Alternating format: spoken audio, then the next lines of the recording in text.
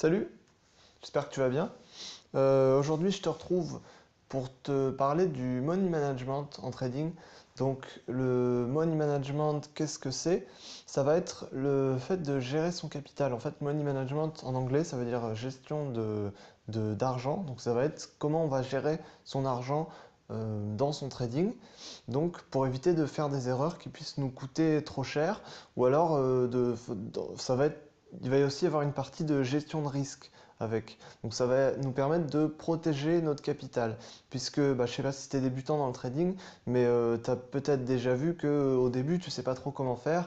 Tu prends des positions, au final, tu te retrouves à perdre, à gagner d'un coup 50% de ton capital, et puis après à tout perdre d'un coup. Enfin, voilà, donc ça c'est bien parce que tu n'as pas de money management quand tu es débutant, et ensuite quand tu progresses, tu t'en construis un, ou alors tu l'as appris quelque part, et le money management ça va être ça. Ça va vraiment être la partie de gérer son capital pour le préserver, puisque la base d'un investissement c'est d'au moins préserver son capital, quoi. Ça c'est la base. Donc un bon money management, ça va être un money management qui va permettre de maximiser les gains, donc d'obtenir un maximum de gains avec tous les rendements qu'on aura sur cet investissement, pouvoir profiter un maximum des rendements de l'investissement, tout en minimisant les pertes, en faisant en sorte de protéger un maximum son capital. Donc le but, ça va être de protéger un maximum son capital pour essayer de jamais perdre ce qu'on a mis au début, et d'optimiser tous les gains qu'on aura sur ce capital de manière à ce qu'on puisse en tirer le maximum, quoi. Et le money management, ça va permettre de gérer justement, de trouver cet équilibre. Voilà. En trading, donc comment on l'applique? On l'applique en général en se mettant des limites de risque, que ce soit des limites journalières, annuelles, mensuelles, ou après ça dépend le type de trading et ça dépend les horizons de temps qu'on a et comment on investit. Mais le principe c'est ça, c'est de se donner des limites de risque. Ça peut aussi mettre sur un trade, en général sur chaque trade on se donne une limite de risque. Donc ça peut être par exemple 1% de son capital, 2% de son capital.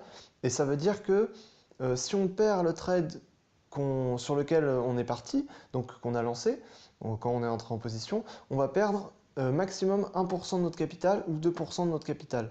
Ça, c'est un bon money management de trading. Après, je vous le donne comme ça, mais il y a aussi d'autres astuces qui permettent de réduire le risque tout en augmentant les gains. Mais en tout cas, le money management, ça va être ça, de maximiser un maximum ses gains, voilà, et de gérer son risque sur chaque trade et au niveau journalier. C'est-à-dire que si tu prends plusieurs trades dans la journée, tu te dis 1% pour chaque trade, mais tu peux très bien réduire ça si tu sais que tu prends 3-4 trades dans la journée, tu vois. Après, ça dépend, hein. Ça dépend les heures de volatilité aussi. Si tu sais que ça bouge beaucoup pendant les heures où tu vas trader, faut peut-être réduire un peu le risque, tu vois, parce que si tu te fais toucher ton stop rapidement, bah voilà, le stop c'est le seuil à partir duquel tu vas perdre ton trade. Donc, après, le principal avec le money management, c'est de le respecter, parce que c'est bien joli d'avoir un money management pour bien gérer son capital et maximiser ses gains et réduire au maximum ses pertes, mais si on ne sait pas l'appliquer, c'est un gros problème. Et je pense que c'est un des problèmes majeurs de tous les débutants, et moi que j'ai eu en premier, c'est que au tout début, j'ai fait toutes mes erreurs de débutant, donc j'ai gagné énormément sur mon petit capital, ensuite j'ai tout perdu d'un coup, voilà, normal, erreur de débutant, ok.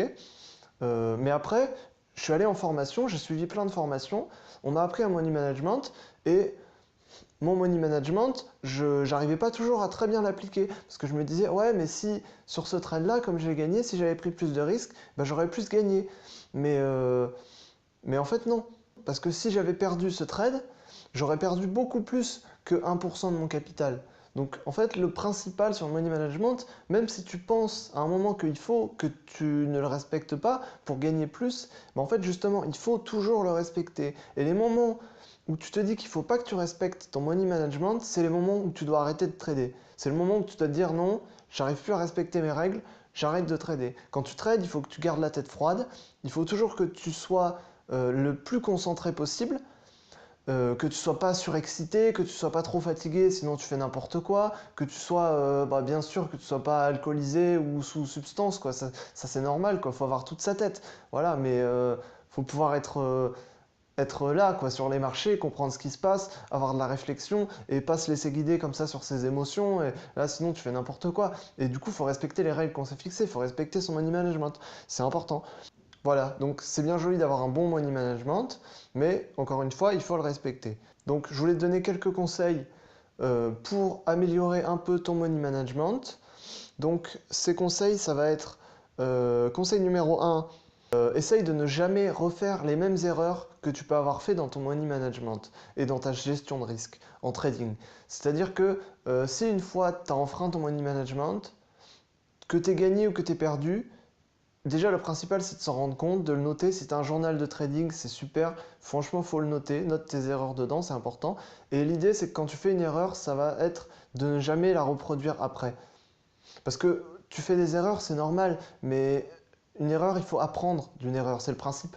Sinon, si tu fais des erreurs comme ça et que tu vas les refaire, ça sert à rien. Ça sert à rien de faire des erreurs si c'est pour les refaire.